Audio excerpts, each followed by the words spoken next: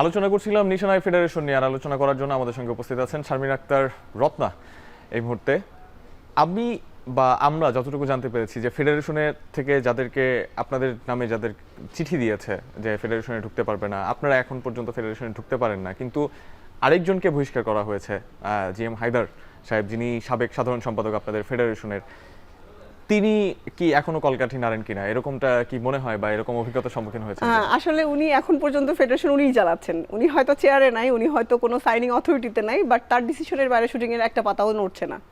সে ফেডারেশনে যায়, তার ক্লাব ওইখানে, সে তার ক্লাবে যায়, তার কর্মকর্তারা যারা এখন বর্তমানে ফেডারেশনে আছেন তারা তার সাথে দেখা করে, আলোচনা করে কি করবে না করবে, সব কিছু তার এখনও তার হাতেই সব কিছু। মূলত তাকে শুধু কমিটি থেকেও অপসারণ করা হয়েছে, কিন্তু তার ক্ষমতা বা প্রচ্ছন্ন যে আধিপত্য সেটা যায়নি। কারণ বেসিক্যালি কমিটিটা তো সেই এনে দিয়েছে, টাকা পয়সা যা গেছে তার নিজের পকেট থেকেই গেছে।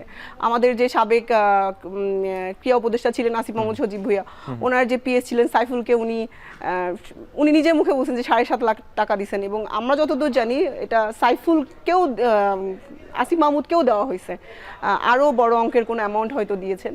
এবং আমাদের যিনি ফেডারেশনের বর্তমান যিনি প্রেসিডেন্ট আছেন জাইদি সাহেব, উনি আসিফ মাহমুদ সজীব ভুঁইয়ার নিজস্ব মন্ত্রণালয়ের একজন সচিব। আমি জানি না এটা কিভাবে উনি এখানে ওনাকে দিচ্ছেন। আমার মনে হয় একমাত্র আমাদের যিনি প্রেসিডেন্ট আছেন ওনার শক্তিতেই এখন পর্যন্ত সাজ্জাদ হয়তো নিজের কর্মকাণ্ড করে যাচ্ছেন। এবং আপনারা জানবেন যে আমাদের নতুন একটা তদন্ত কমিটি গঠন করে দিয়েছে মন্ত্রণালয় থেকে, এটাতেও হয়তো তাদেরই একটা ইন্ধন আছে। হ্যাঁ, কারণ অলরেডি তারা শাস্তি পাচ্ছে এটা জানতো।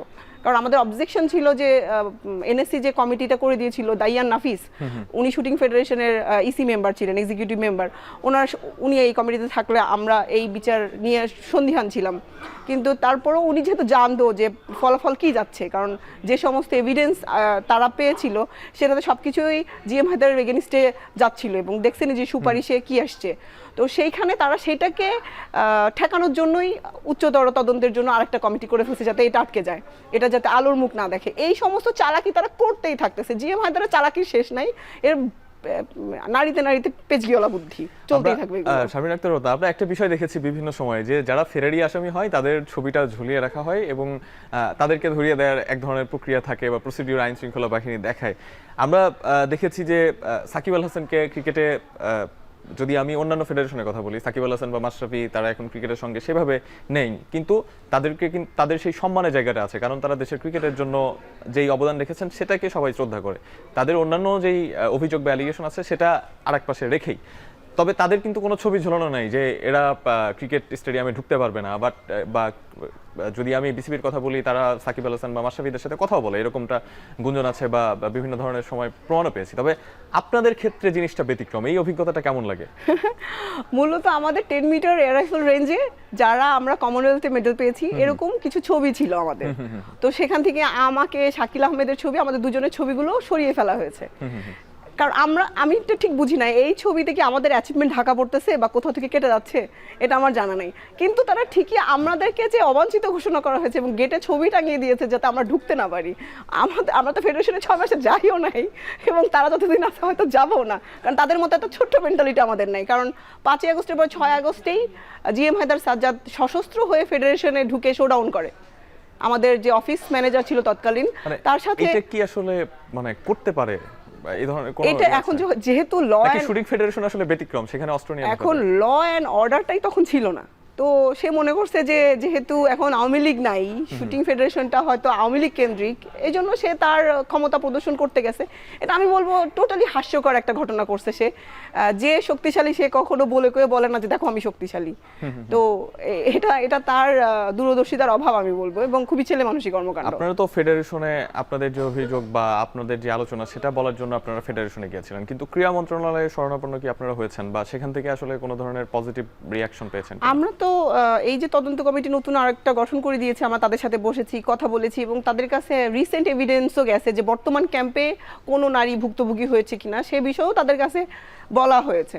তো এখন যেগুলো আমাদের সাথে ঘটছে বর্তমানে এই 6 মাসেও জিএম হায়দার সেগুলো অলরেডি ফেডারেশনে ঘটিয়ে ফেলেছে। সেই তথ্যগুলো এবং ভিকটিম সরাসরি কথা বলছে, আমি নাম বলতে চাই না কারণ সেই ডিসক্লোজ করতে চায় না তার নামটা। তো ভিকটিম যখন তদন্ত কমিটির সাথে কথা বলছে তারপরও সেটা এখনও আটকে আছে এবং আমাদের যে সেক্রেটারি জেনারেল তিনি একজন নারী, আমি জানি না উনি কি চিন্তা করছেন, ওনার সন্তান তুল্য আমরা, বাট ওনার নিজস্ব কোনো সন্তান নাই আমি যতদূর জানি। তো উনি হয়তো এই মর্ম ব্যথা বুঝবে না। তো উনি আমাদের সাথে যে আচরণগুলো করতেছে ওকে ফাইন করুক। ব্যাপারটা কি এরকম যে ধরেন সাধারণত যেটা হয় যে খেলোয়াড়দেরই আসলে নার্চার করতে হয়, যত্ন করতে হয় যাতে করে তারা পরবর্তীতে আরো বেটার পারফর্ম করে, কিন্তু শুটিং ফেডারেশনে ঠিক উল্টোটা কি ঘটছে যে কর্মকর্তাদেরই নার্চার করা হচ্ছে, যত্ন করা হচ্ছে যাতে তারা এখানে আসন গেড়ে বসতে পারে? শুটিং ফেডারেশনে এটা আসলে যুগ যুগের ঘটনা, কর্মকর্তাদেরকে নার্সিং করাটা এটা যুগ যুগের ঘটনা। কর্মকর্তারা মনে করে আমরাই থাকবো, শুটার আসবে আর যাবে। কারণ কি তারা যেভাবে চালায় স্পোর্টসকে, শুটিংকে, আমি আমার নিজের ফেডারেশনের কথাই বলছি যে শুটিং ফেডারেশনে তারাই সর্বময় অধিকারী হতে চায়, ক্ষমতার অধিকারী হতে চায়। এখানে কি করে অনেক অনিয়ম করে, অনেকে বোঝে না। এই যে তাদের ল্যাকিংসগুলো এগুলো যখন আমরা বুঝে যাব তখন তো তাদের জন্য চেয়ারে বসে থাকা সমস্যা।